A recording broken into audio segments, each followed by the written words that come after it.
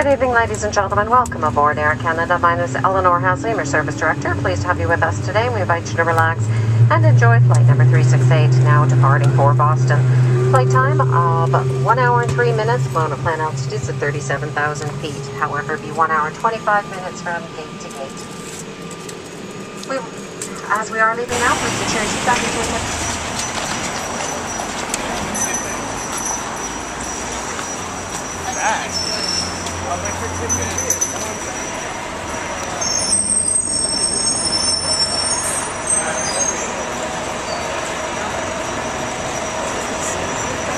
Well, you know what I mean. Yeah.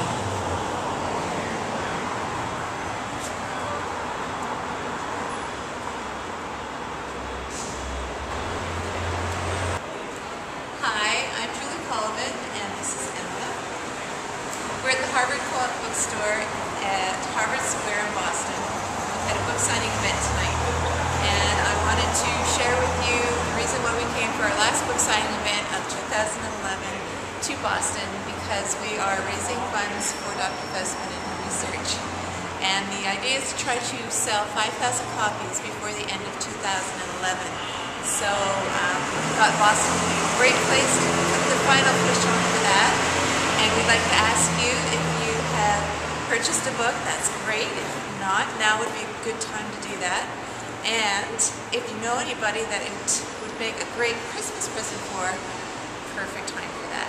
So please help us to raise the total 5,000 that we're looking for, and I'd like to share with you the intro I had for my book today here at the Harvard Coop, because I was really impressed with it. Thank you very much.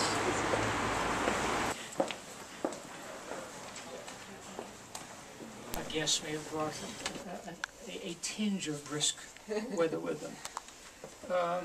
A Cure for Emma is the first book about diabetes that the Coop, I think, has ever featured in our author event series. It is also, unlike any other book on diabetes here in our shelves. I mean, books like Beating Diabetes, Stress-Free Diabetes, Diabetic Meal Planning Made Easy, and of course, Diabetes for Dummies. In fact, Julie Colvin's story is no more really about type 1 diabetes than the story of St. George is about the dragon. Translate said dragon into the disease, the maiden into the eponymous Emma, and the saint into Julie, and you have a contemporary retelling of a classic legend, albeit one in which the dragon has yet, alas, to be slain. There are no new stories, after all, just new variations on the themes of those that have been with us since it all began. Now look at the cover, and it's not, however, saints and dragons, but scarecrows, lions, and tin woodsmen that come to mind. No, it's not TV's Dr. Oz, but the Wizard of Same that Julie is referring to. Now, on the face of it, type 1 diabetes and the Wizard of Oz would seem to have as little to do with each other as ketchup and donuts. Yet one enchanting story deserves another.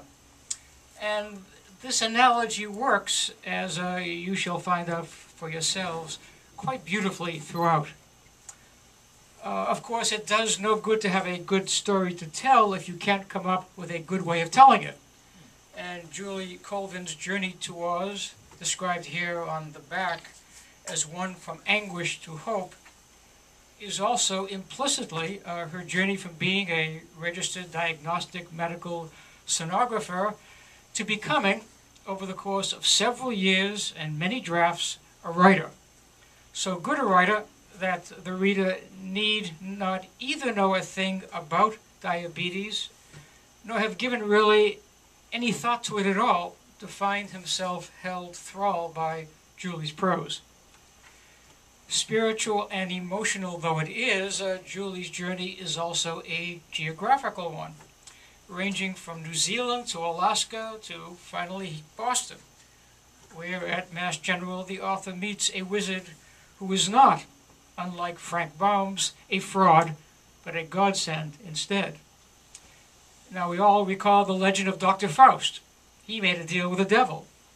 But Dr. Faustman, Denise Faustman, made a deal with the angels. Julie calls her one herself. And it is, to her, a state-of-the-art type 1 research, more about which we may hear tonight, that a portion of the proceeds of Julie's first, but not, let us hope, her only book, will go. Julie Colvin isn't Santa Claus, but she comes to us tonight from almost as far away, and like him, from the distant north, North Ontario, that is. Yet another long journey. And since no journey can be interesting without interesting companions, she has brought one along, troubadour Robin Dewar, guitar in hands, who will express what only music can. It's a delight to have our guest come from such a huge distance just to be with us tonight. So please let's show our hospitality and our gratitude by giving them both a warm welcome.